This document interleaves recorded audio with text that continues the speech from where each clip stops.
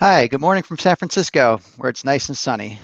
My name is Dominic Schaefer. I'm with Proveneer, where I run our West and Midwest businesses. It's a pleasure to be hosting this digital panel today on a topic that is front and center for many organizations, which is FinTech and COVID-19 supporting rapid access to credit. Joining me today are three panelists. We have Aaron Plant from Chime, who's the General Manager of Lending, Adam Kolklager from SoFi, who's the Senior Director of Risk Management, and Vishlesha Patel from PayPal, who's the Director of Product Management for Credit Risk and Collections. At this point, I'll ask each of the panelists to provide a brief intro, and I'll ask Aaron to start. Hey, Dom, thanks for hosting us today. Excited to talk about the subject. Definitely interesting one that's top of mind for everyone on this panel for sure, and many of us dialing in.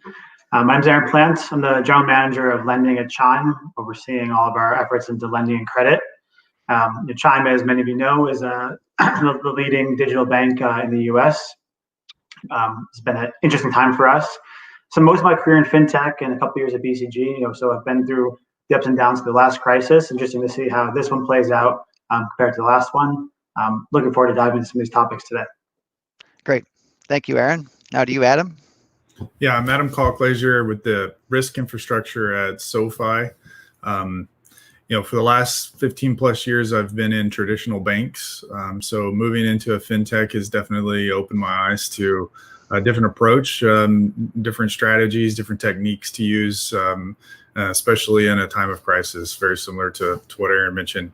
So the topics today are absolutely timely and looking forward to having a live discussion on this.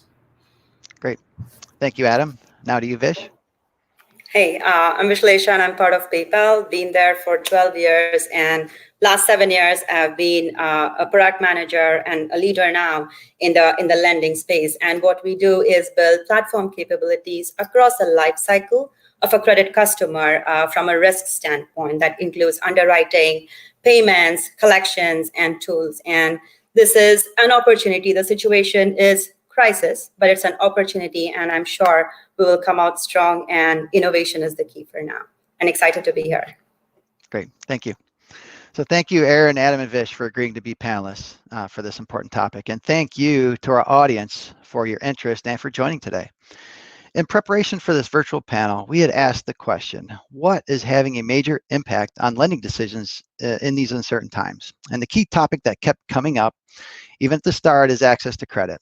And not just during the period of increased lockdown during COVID-19, but also as we expect things to open up as they already have started to do so. So we're going to dive in and explore this topic in more depth. Next, I'll be asking the panelists a set of questions. Each panelist will have an opportunity to respond, and I'll rotate the order for who responds first. After the initial questions, I'll be taking questions from the audience via the chat feature. And for the audience, when you do ask a question, please refer to the speaker or topic of interest as applicable. We'll do our best to answer all of your questions, but do keep in mind we want to keep the overall discussion between 50 minutes and an hour long. And now we'll begin our digital panel on FinTech and COVID-19 and supporting access to credit. And looks like Aaron's back. You still with us, Aaron? Yeah, sorry, some Wi-Fi issues there. Apologies. Oh, no problem. No problem. You didn't miss a thing. We're getting ready for the first question. So we're going to start with you. This is kind of a big picture question. And so from both an industry level and an organization level perspective, what are the biggest challenges COVID-19 created for FinTechs? And what are the key areas and traits that are helping FinTechs successfully adapt to support their customers? Yeah, it's a great question. I don't know that the challenges facing FinTechs are any different largely than kind of facing the incumbent players, other than maybe lighter access to capital and a greater reliance on capital markets. So that's certainly something that kind of happened overnight to many folks. I'm sure anyone in the ABS market has been feeling a lot of pressure there with different requirements and lines having some issues.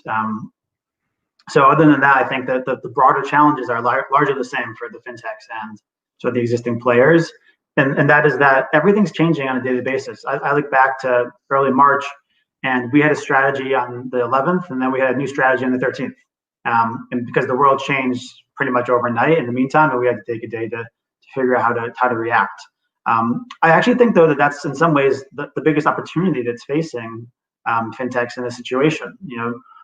We're not bogged down by decades of infrastructure and policy and reporting and communication that in many ways, in my opinion, can make decision making and change much slower and more difficult process at a larger company. For fintechs, often they're much smaller and more nimble, and when you need to move fast, when hours and days are what really counts, having a flatter, smaller organization, in my opinion, makes a huge opportunity for us to decide how quickly we want to change our allocations, how we want to think about our strategies going forward. Should we be leaning into risk, leaning away from risk, in ways that a larger company, in my experience, would take a little bit longer to adapt to. So I think the fintech companies, like the folks in this panel and there's dozens of others, really promising companies, are able to accurately assess the risk they have in front of them, being prudent with their growth and with their exposure. There's actually a tremendous opportunity to emerge from this crisis stronger, which is what I think you largely saw out of the last crisis. And for the folks who made it, which not everybody did, there was tremendous kind of green space in front of them where larger players were more reluctant to dive back in it for the same reason, that they weren't able to quickly change strategies now when things are looking up. So I think there's definitely some very challenging headwinds facing everybody, but the fintechs are really well positioned to be able to adapt and succeed in a changing environment like this. Great. Thank you, Aaron. Very insightful, especially from Chime's perspective there. So I'll hand it over to you, Adam.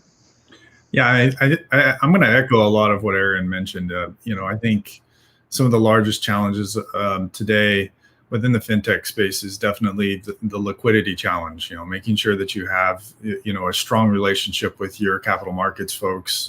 You're increasing your warehouse lines. You're doing the things on the back end that you have to do a little bit differently than other FIs have to do. They can react in different ways. I think the other challenge that was also mentioned is a lot of the fintechs that are around today. They may have individuals within the company, but a lot of them weren't around in the last recession. So a lot of them don't have the playbook at hand on when something like this happens. How do they react? So to that point, it's also a blessing as well, because your ability to be creative and to evaluate and think about your reactions as opposed to that tried and true playbook is something that provides an opportunity for fintechs to better serve their customers and be laser focused on what is it their customers are desiring, what is it that they really want, how do they want, how are they needing you at this time, whereas some of those larger companies, it takes a long time to turn a big ship. They're not as nimble, they're not as they're not able to really be as agile as some of the fintechs are. So I think as we look at what does success look like in this, I think it's really about identifying those opportunities and then really pouncing on those opportunities. While those big banks are still, and those large FIs are still trying to, position themselves and think through how to, support their members, where we have the ability to, put our ear to the ground, listen, react, and be there for our customers.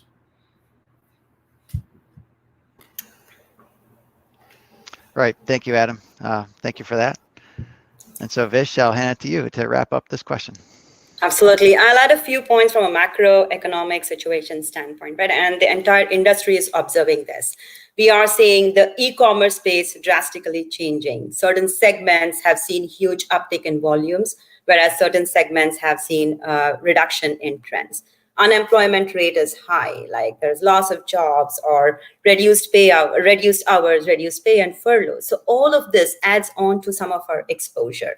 Absolutely. And us adopting or adapting to this new data trends is definitely the need.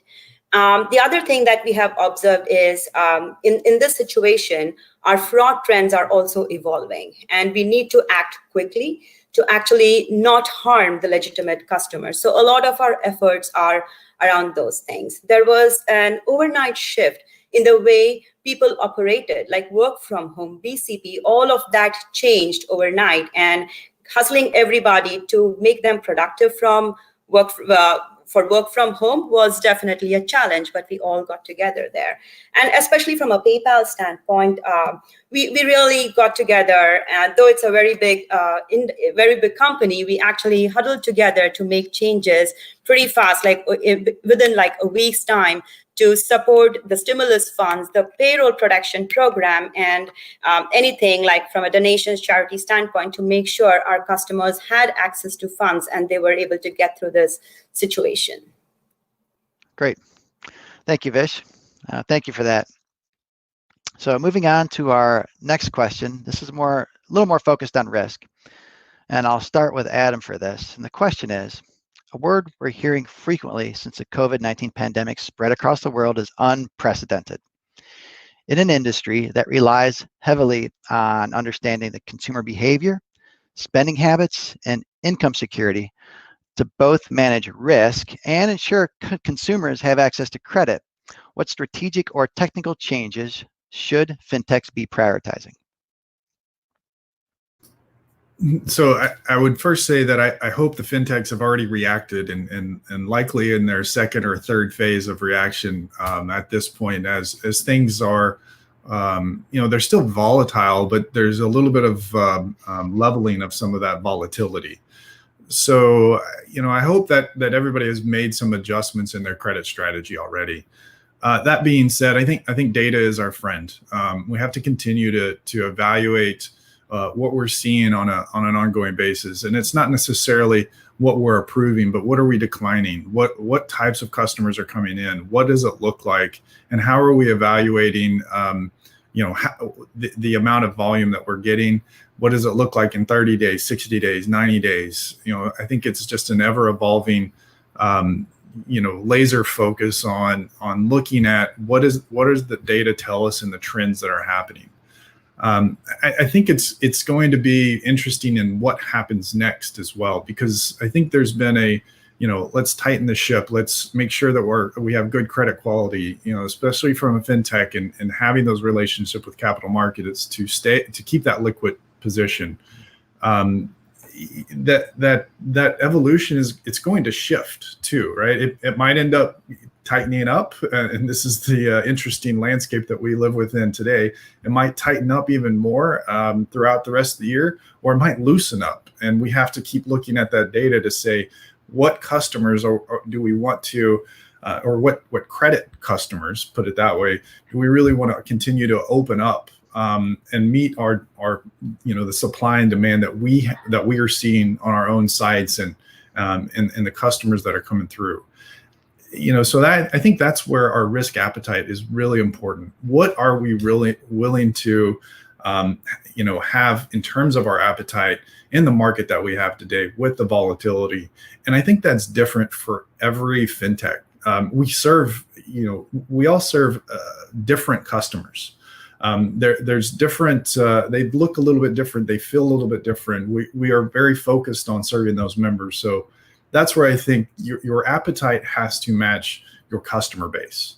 And then that's where the differentiation that we versus some of those large FIs who is, you ask them who their customer type is, do they breathe and do they have money? And I think that's their criteria, where the fintechs, we take a different look on that and try to be, less is more in essence. Gotcha. Thank you for that, Aaron. I'm sorry, Adam. Thank you, Adam. Next, I'll go to Vish. Yeah, unprecedented is the right word, but I would also add a couple of more adjectives. It's unknown. It is unsettling. We don't know how things are evolving, and we are all learning together, right? But we cannot stop serving our customers. We cannot stop our business. So absolutely, we need to learn and keep a keen eye on the customers' behaviors, their economic situations, the way they are transacting in the e-commerce world, and leverage all of those as data insights for us to continue to not expose ourselves from a risk standpoint, but as well continue to serve the customers. To that, I could think of a few things on what helps us continue from a business standpoint and from a lending perspective. Is we need to have an ability to make quick strategies across the life cycle of a credit customer, be it underwriting, be it lines like or even collections, right? So we did see when the COVID hit us, there were like spontaneous changes. We were listening to the changes. We were making updates to our strategies. We were fine-tuning our underwriting. We resorted to line decreases. Collections was a very different beast altogether. And now as we are recovering through, we are learning, we need that same agility to make further fine-tuning to the strategy. So we open up. Now we understand how the customers are behaving. We are having insights into data. So can we do more rather than just cutting them through the funnel, right? So that should definitely be one of our key takeaway and what we need to do as a lending company. The second one is I'm a big fan of data, and we need to read through all of this data. But the question is, how fast do we get access to all of this information? Are we agile enough to get access to this and use them in our strategy? So that's something we will need to also have a keen eye on. And one other point that I want to add is on the collection side. Innovation there is a key. Traditionally, what happens is we dial our customers, we talk to them and ask them for a payment. But things have changed, situations have changed, and not all customers would be happy to talk about their delinquencies. So we need to innovate there, right? And digitization here becomes the key. Also, like reducing pressure on operations is very important at this time. So we use them in their best to what they do the best, like talk to the right customers and start getting funds. But there are customers who like to self-serve themselves. So what do we do from a digitization standpoint? Can we digitize the communications that we send out to the customers rather than getting on the call all day long with them? Can we enable some self-service ideas with them so they can come in and they can service themselves, pay themselves off rather than having an embarrassing conversation with the customers? And we need to be definitely empathetic about the current situation that we are in. So when we say we are on the customer side, we will become top of their mind when it comes to repayment, right? So they do have multiple loans, but whom do they pay first? And if we are on the customer side, I'm sure we will be on top of their mind. So those are a few things on my mind. Great. Thank you, Vish. Thank you for that. Aaron, now we'll go to you.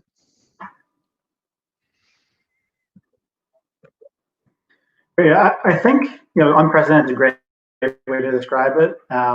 It is really the speed. It's not even the depth at this point is also fairly dramatic, but the speed at which things change was pretty crazy. Like I said, every day something new happened, and we had to rethink our strategy that from 3 days ago is already something that we need to move past.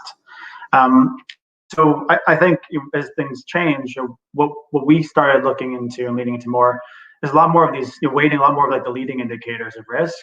I think if you're looking at unpaid rates or delinquencies or anything like that, it's way too late at that point. Like you have so many more losses coming behind that.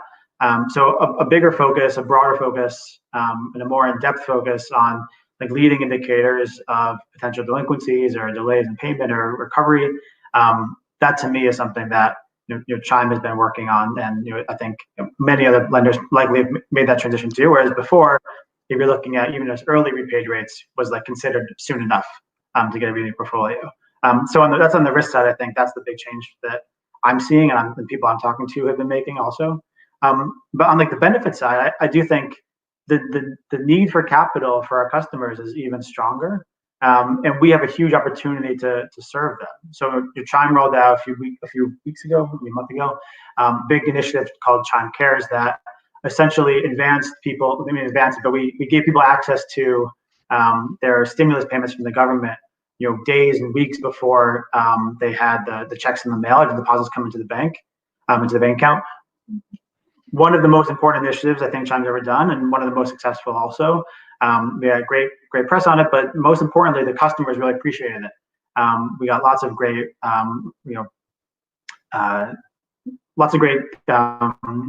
interaction with the customers, a lot of feedback from the customers. It wasn't that the money was coming, but they needed to pay rent now, and they needed to make their next payment or buy groceries now. So giving them access to that capital faster, I think, was a huge thing that we were able to do. And again, it's like how you use your data to identify who those people are, to figure out the right way that you want to, advance, give them access to the capital. The government's making a lot of, pretty significant moves, I think, for consumers. And they did it pretty quickly, in my opinion, which is something the government does always do. I think being able to accelerate even further is something that's, a great move for our customers. I think, every single company on this panel has the ability to do something similar, and has been making efforts to do that, whether through the PPE or through Chime Care. So I think, many of the fintechs out there should be looking to do the same things, and many are, and using our ability to be fast as an advantage. That we can differentiate ourselves, not just across from each other, but also from like the more legacy players. We're here for our customers. We're here to give our customers the money they need when they need it, so long as we think it's the right bet for us to make. There's always credit risk involved, but if you have the right information on the customer and the right amount of customer obsession measured by your risk tolerance, you can make some really impactful decisions, really impactful capital available for your customers. Yeah, I'd like to add a little bit to that too. I think that to the point that there's definitely some opportunity in the acquisition space, but I think it's been brought up that there's other areas to think about that aren't specifically just your underwriting, like your actual criteria that you use and to make a decision. There's additional techniques that I see being not just within SoFi, but also in the market that are developing. Other fintechs are stepping up to solve some gaps in the marketplace, such as enhanced VOE and VOI, the verification of employment and income. There's a lot of fintechs that are really jumping in and trying to fill that void. I think there's a lot of additional aspects of how you use even that VOE or VOI, not just at acquisition, but how can you leverage that within your account review or even at times of collections. I think companies are responding in different ways. One of the things that SoFi has done is we're not a small business lender, but we created a marketplace as we were listening to our customers, and they were saying that, hey, they needed loans for their business. Like, that's not in our wheelhouse. That is not something we do. But we were able to stand up a marketplace for them to be able to go get what they were needing at that time. So having that ability to listen and look at the data, to then react and then provide an avenue for where people are looking and how to serve your members or your customers is definitely important during this time to really advance your credit risk management profile and how you approach it. Right. Yes. Thank you, Adam. And so some of the themes I'm hearing are being fast and nimble, speed to change, creativity, filling gaps in the market, but also being able to make these decisions based on data, but also looking at the data on a daily basis because it's changing so rapidly. And so that leads to my third question, where I'll start with Vish on data. So data and our understanding of it is essential to provide credit, mitigate risk, and limit losses. But in times of such uncertainty, should fintechs be exploring alternative data sources? And what would those data sources be to better support consumer credit needs? Absolutely. A great question. And Adam did touch a little about the data itself, like proof of income, and those were a few things on my mind. But let me explain a little bit on the data itself. Like, why is it critical and how do we use data today? So data is used across the entire life cycle of a customer, be it credit or even otherwise. But especially on the credit front, we use data to market the product to the right customers, and the intensity with which we market also, even before we underwrite them, right? So that actually increases your funnel of customers coming into to request for the products. The next one in the cycle is underwriting. We use a lot of data to underwrite the customers, to give them the right line size, to ensure that they are whom they say they are, like to verify their identity, and again into all the payments and line changes, and also collections. Data is a rich data set will help us with all the strategies across these different touch points of the customers with our product, right? And when we think about underwriting in credit, the first thing that comes to a customer's mind is a credit score, right? So and a lot of companies do rely on the bureaus for their credit scores, right? It is needed, but is it sufficient is the question, especially in the situation we are in now. Is that good enough? And the answer is no, absolutely, because the bureaus refresh once a month or once in 45 days, and it does not account for the short-term volatility. So we need to capture that. We have read and seen a lot of data breaches. So it means identity is on sale. Synthetic identity is a creative hobby these days for a lot of fraudsters. So we need to account for fraud as well in terms of identity or account takeovers. Again, dark web has so many accounts on sale, and it's pretty cheap too. So we need to address those needs. So in these situations, right, it becomes imperative for us to have access to as much data as possible. So what are our alternative data sources that we could think of? Like a view into the customer's cash flow, or the seller's sales history, or as Adam mentioned, the proof of revenue or your income proof, all becomes like a very indicative and rich data set for financial health assessment. Outside of this, the advantage of PayPal, though, is we are a two-sided network, which means we are a platform that hosts buyers and sellers, which now means that I will have access to the buyer's buying trend and the seller's selling trend. So that is a very rich data set. And why I say that is it kind of it actually helps me as an alternative data sources, because I, as a strategist, I can look into what the customer's buying patterns are, what funding instruments they have used. And if they have used a bank, was there a return, or was it always a good bank transaction? There was no insufficient funds in their bank. Credit card transactions, were there chargebacks on those on their transactions? So this becomes like a very key indicator of the customer's financial health.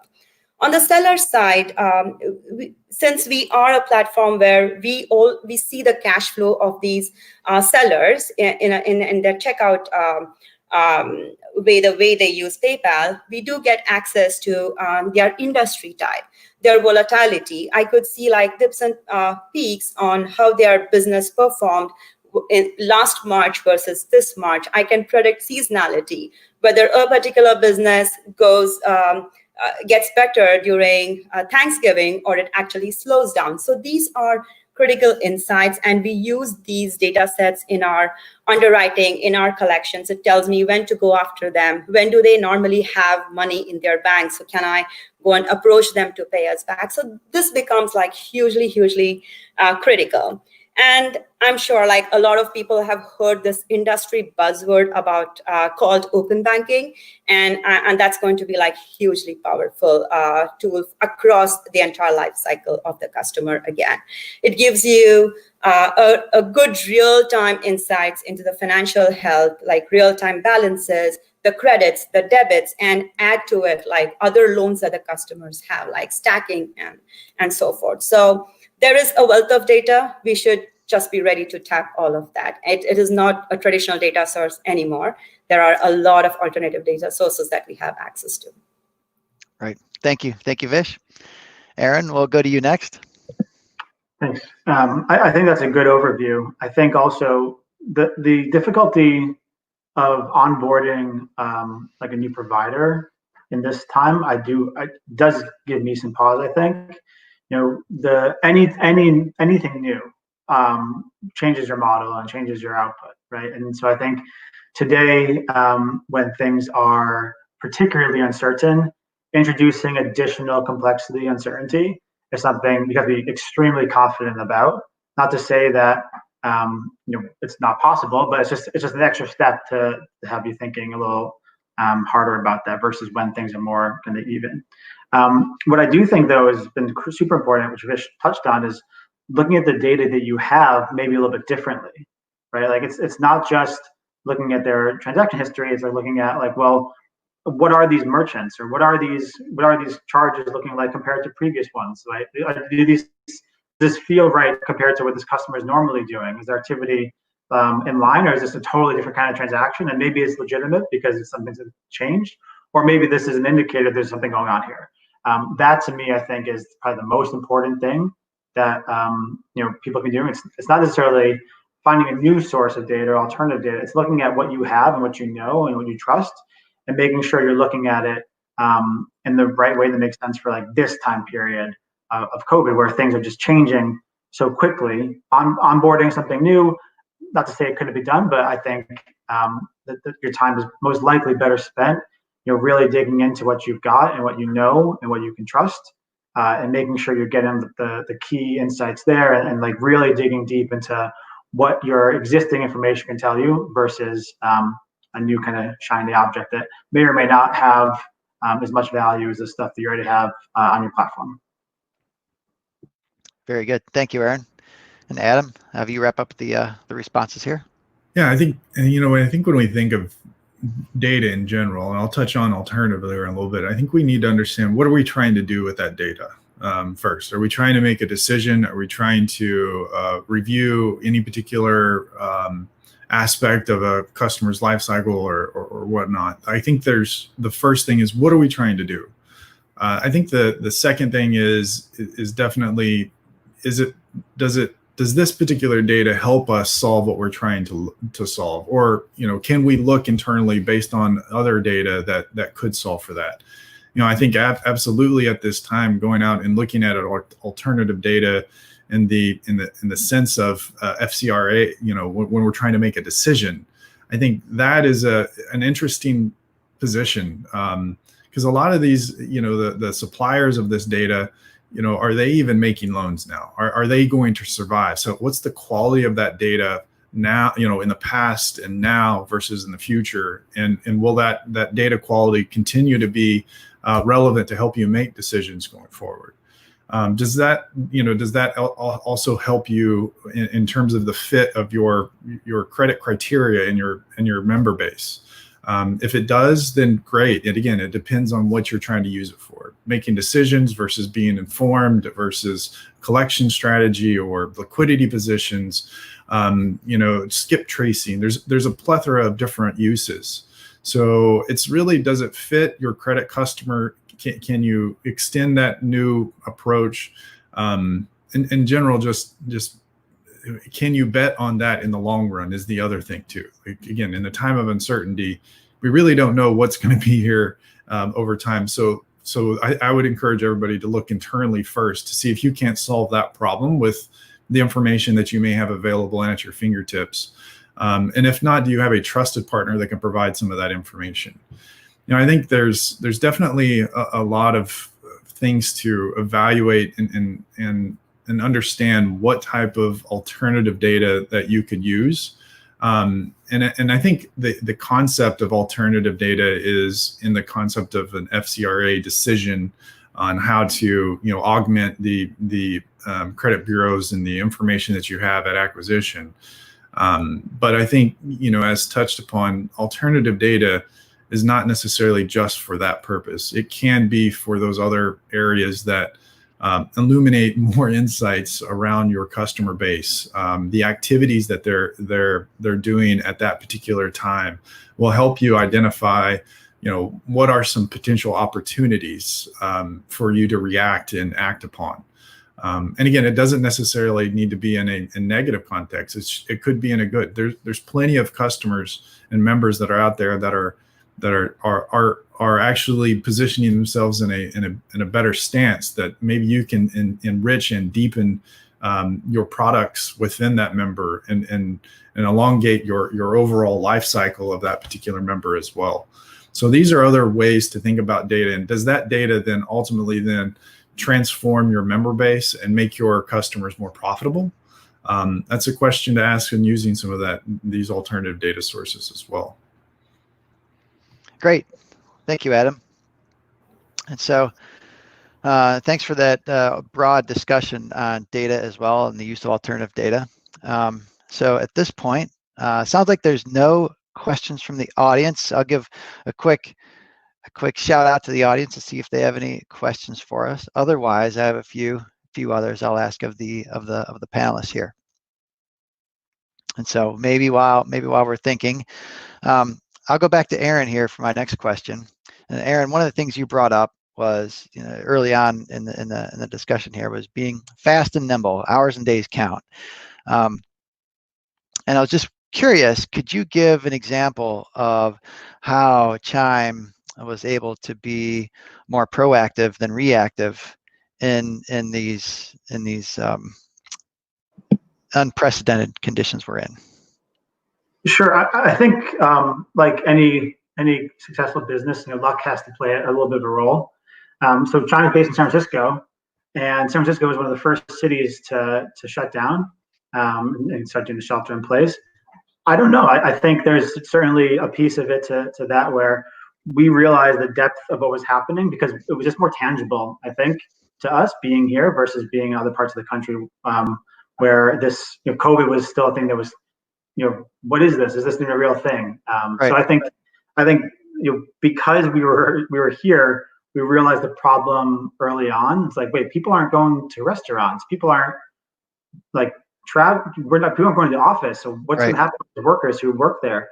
I think that kind of enabled us to have it be much more tangible and real to say, okay, we need to do something immediately now to make sure that we're managing our risk the right way.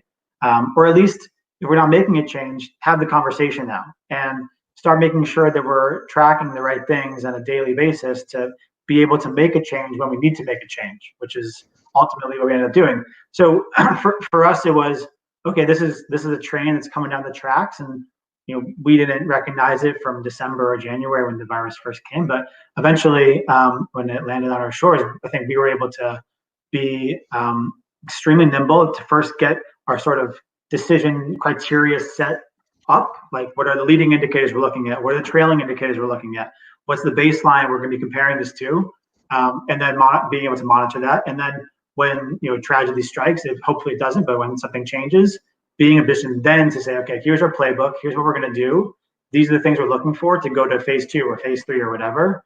I think at this point, I think every lender's on phase 5 or 6 by now, or every kind of finance comes on phase 5 or 6 by now. But that I think was the couple of things. There was a little bit of luck that played a role in there, but also being able to say, okay, how do we set up our playbook now so we don't have to make an emotional decision or have a time constraint down the road because we see this thing coming at us. I think that was something that served us very well. And you can always change your strategy on the road, but having something to react to and knowing what you're being all aligned on what you're measuring and what the important indicators are, it takes a lot of kind of uncertainty out of the process. There's a plan, here's our playbook, this is what we're looking at. Now, when we get to this point, we can make the decision to do this or not, but at least we know this is the point to have that conversation, or when we're getting to that point to have that conversation. I think here at Chime, we did a lot of kind of upfront work to make sure that would be a really smooth and easy process. A lot of work went into that, but it helped us get to what we think is so far anyway, a good place. Gotcha. Now, next I'll go to Vish. If you have examples that you mentioned being fast and nimble as well, being able to be proactive instead of reactive. Can you give some examples of how PayPal or your team was able to have an impact there?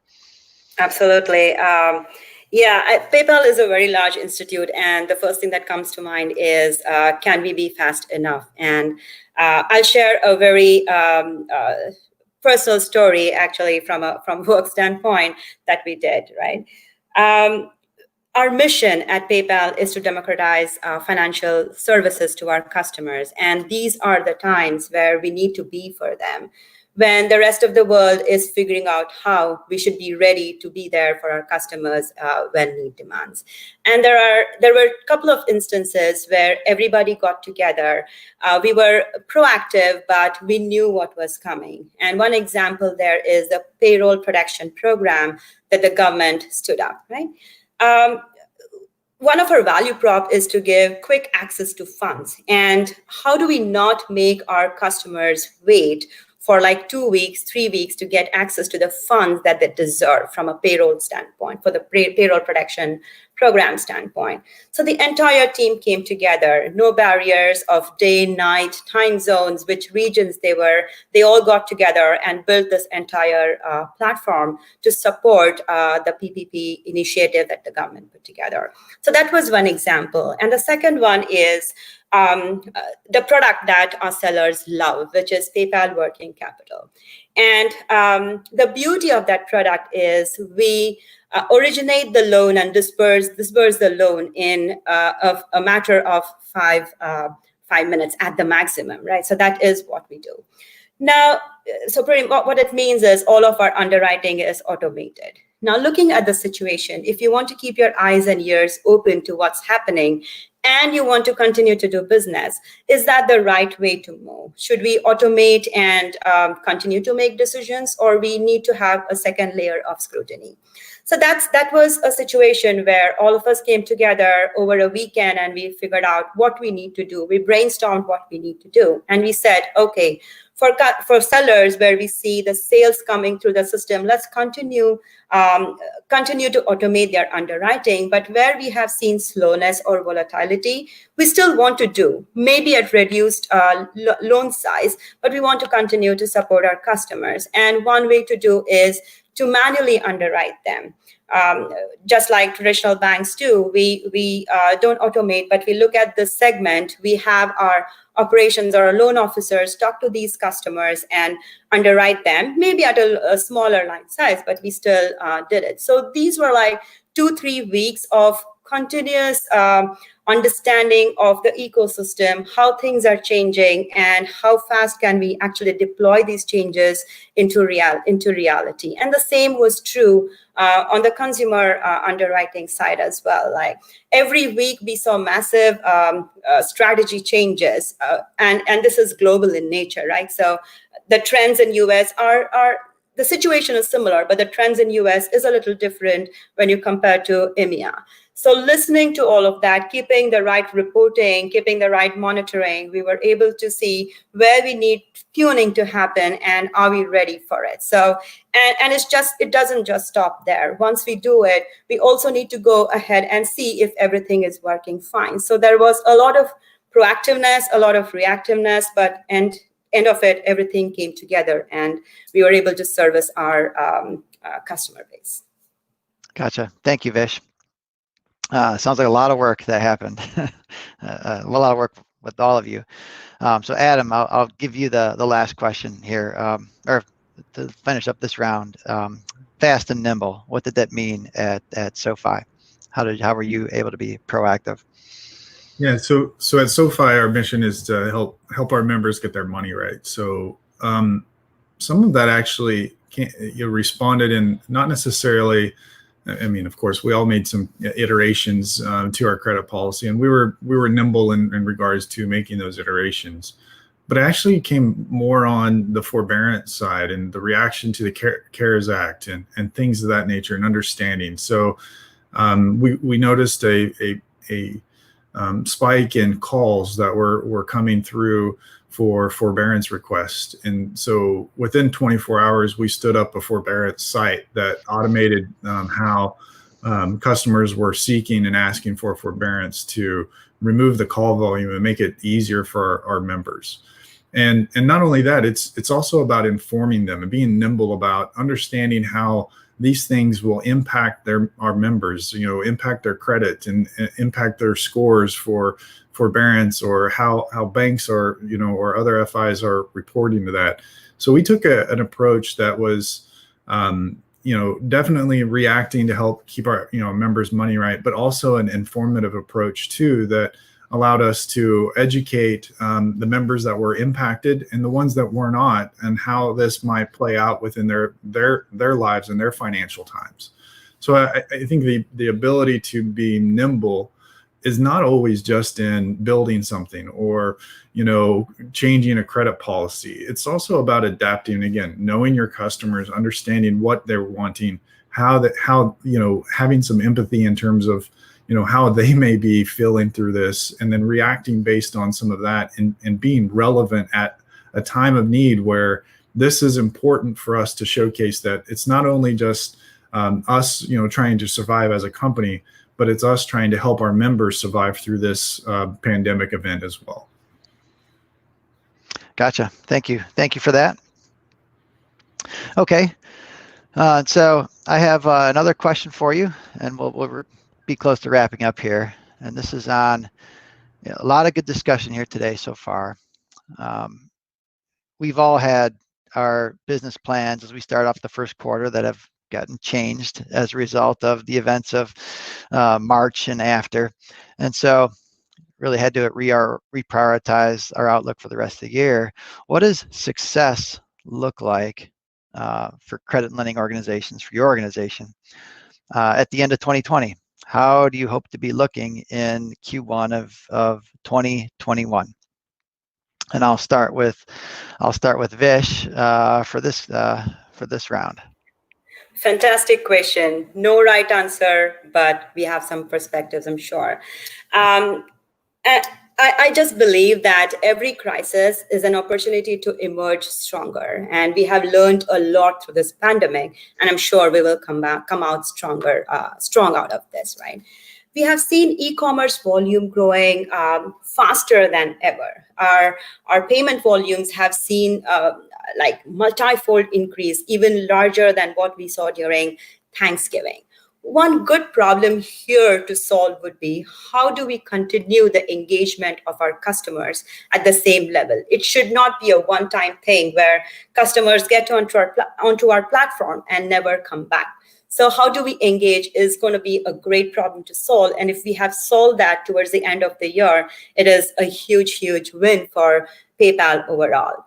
And the demand for credit in general is not going to reduce in any shape or form. Hence, digitization is going to be hugely critical for us in this changing ecosystem, the changing trends, the demand volumes, and as the economy shifts from react to recover, we will see change in trends. The demand for the demand from the customers changes. And for us, standing up these new features where we monetize our cash on this cashless economy is something that I would look as a victory as we come out of this. So we need to create a system that scales. We need to create products that our customers love and our customers need during this painful period as we get out of this soon. Gotcha. Thank you.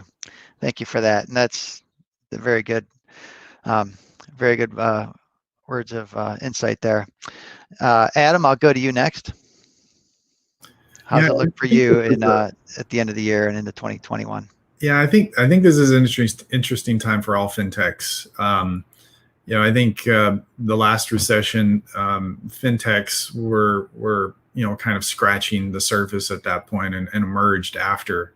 So I think it's going to be very interesting within 2020 to see where fintechs end up at the end of the year or going into next year with a strong economic environment.